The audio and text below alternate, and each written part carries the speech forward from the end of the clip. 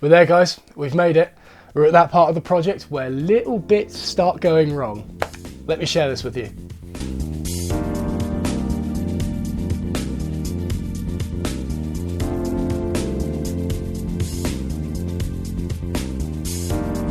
So I hope you've all had a lovely week and lovely weekend, far less stressful than mine, I hope. Sorry video's a tad late, my camera died and I forgot to bring my charger back to Basingstoke, hence why I'm back in this beautiful environment surrounding me now. This is my uni house. I've removed the barbecue sauce bottle though to make it a tad more professional. But doesn't really look it, does it? So what did I get done last week?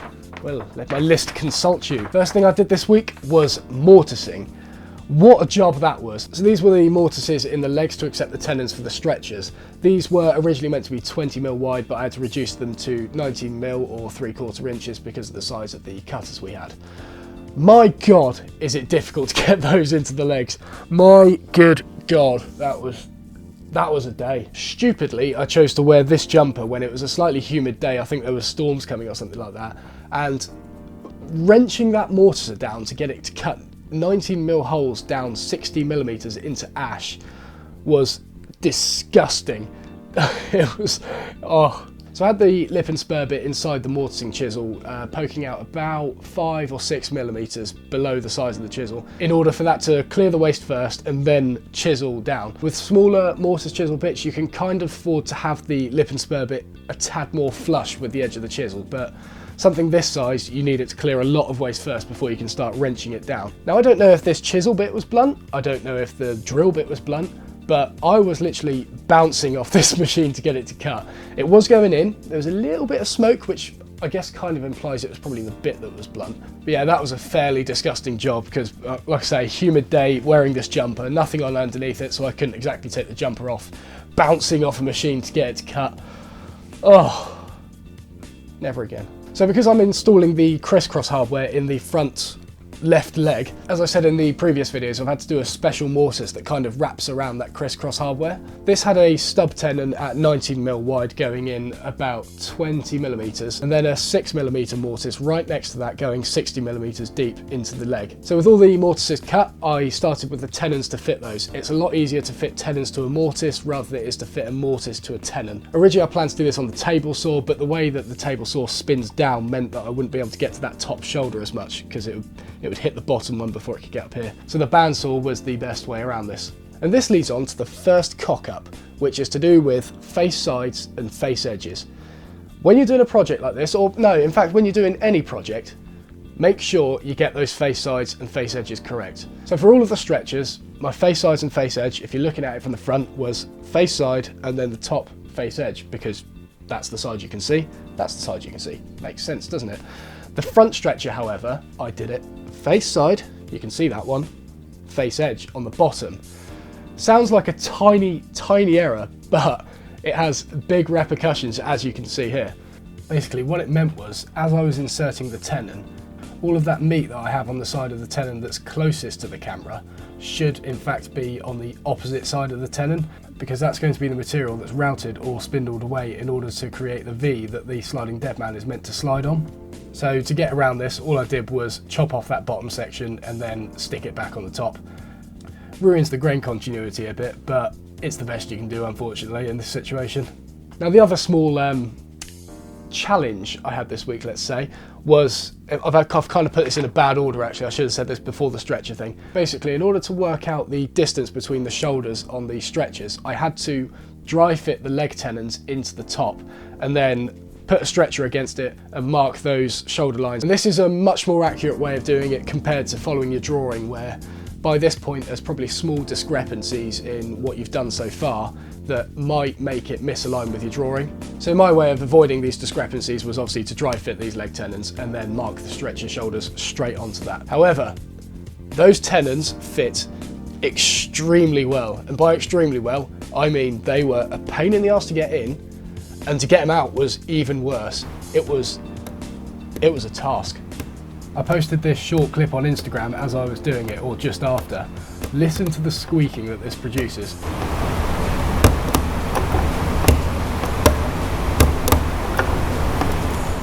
I put my microphone next to it to pick up on it more. It's incredibly satisfying. It's so nice to listen to.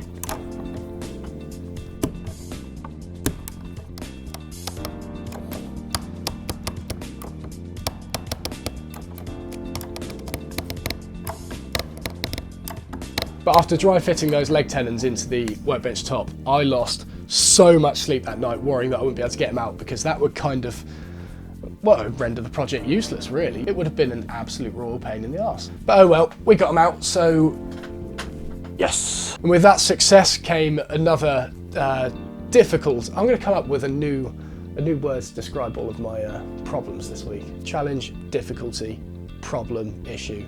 I'll come up with a few of them. This problem was associated with cutting the workbench to length. I've had all those uneven ends up until this point where I've got all those random bits poking out and all the glue squeeze out. It just looks really untidy. I've reached the point now where I could finally chop them off and make that end nice and flat. Or so we thought. Obviously we opted to do this on the panel saw where it had that nice sliding table, it had the nice big blade on it. Surely that could do it. So the first issue with this is that the blade only comes up 90mm from the table. The workbench top is 120, no not 120, it's 115. I had to sand it a little bit, I've lost 5mm. Obviously that means the blade cannot go all the way through. So to tackle this, all I did was bring the blade up to its maximum height, pass the workbench top over the riving knife. In hindsight, at this point what I should have done is flipped over the workbench, trimmed off the rest of that excess and slowly creep it up to that line to give me a relatively flush cut. For some reason, I took the workbench top off, or both workbench tops off, took them back to the trestles, smashed off the end grain, which actually that was quite a satisfying task. That was a lot more fun than cutting off the excess. Then after doing that, I got the Festool track saw and cut off that excess as close as I could to that cut edge, and then flush trimmed that with a router. It seemed like a really good idea at the time, but I don't know why I didn't just cut it all on the panel saw and then maybe flush trim any small discrepancies after that. I kind of added a completely unnecessary process.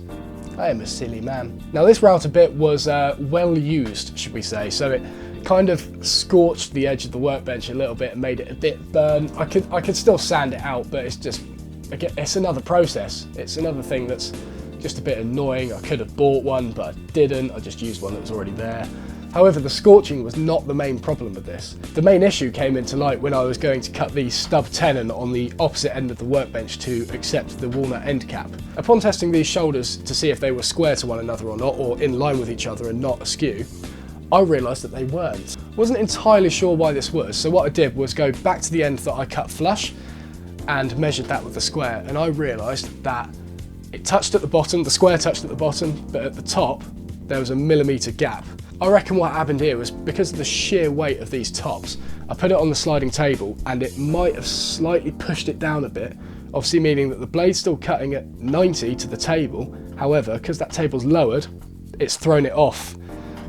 Must be like half a degree or something like that, but over something that thick, it's a millimetre gap, which in turn, when I go and cut the tenon on the other end, has thrown it out 1mm on either shoulder. Originally I was going to take it back to the table saw and trim it back 1mm, but then if I trimmed it back 1.5 mm, then I'd have to trim the bottom 0.5 mm back, and you know, I could quite easily end up chasing my tail. I think a shoulder plane is going to be a much easier way of controlling it to start with, and just doing a bit of handwork actually. But yeah, that's it for this week. Like I say, been a few issues. I'm pretty sure I can still solve them with minimal problems with the overall workbench. My lesson to you this week is always check your face side and face edges if you're going to use them as reference points for any machining, in fact any task whatsoever. Double check them because it can really cock things up. And also, no matter how heavy duty your machinery is, if you're working on something really heavy, double check the squareness because you might be throwing those tables out ever so slightly. It was a nice way to end the video, with a nice lesson to teach you all. In fact, I should probably write them down for myself. The amount of times I've made the same mistakes over and over again. These were new mistakes, luckily, but yeah, I might do that. If you don't already and you want to see more frequent updates, be sure to follow me on Instagram because I'm pumping out quite a lot on there at the moment. I've also started using the DSLR for all of my pictures now, so it's looking lovely and warm and crisp at the moment. I'm quite happy with it. It looks good. If you're not on Instagram, a lot of you are probably on Facebook. Give me a like on there. It's just Matt Estlea Furniture, or Twitter, or Pinterest, or LinkedIn maybe. I don't really know. And also, before you go, have a look at my eBay sellers page. I am selling loads of veneer. I've had stocks for ages, and it's one of those things that you keep hold of them saying, I'm going to use this one day, but you never do. I do the odd box with them, but that's about it. They are perfect for box making, they're perfect for marquetry practice. There's quite a lot of choice there. I've got a lot of oak to get rid of, so yeah, have a look at that. If you see anything you want to buy, bid on it, message me via my Facebook page, give me your username and give me the part code that I've assigned to each of the products. So for example, on oak there'll be an O1 or an O2, O3. There's some words that I've unidentified, so there'll be UW1 or something like that. But yeah, message me your username, what item you've bidded on with that part code, and I will give you No, I'm not going to give you, I'll give you free shipping on it. You've been supporting me through this whole series. The least I can do is offer you free shipping for some stuff. So yeah, a lot of it's going quite cheap. I originally had it quite extortionate, to be honest, because I was quite attached to it, but I've just started lowering it now. So there's some good stuff in there. Have a look. I'll put a link in the description below. Have a lovely week, have a great weekend, and I will see you in the next episode. Cheers.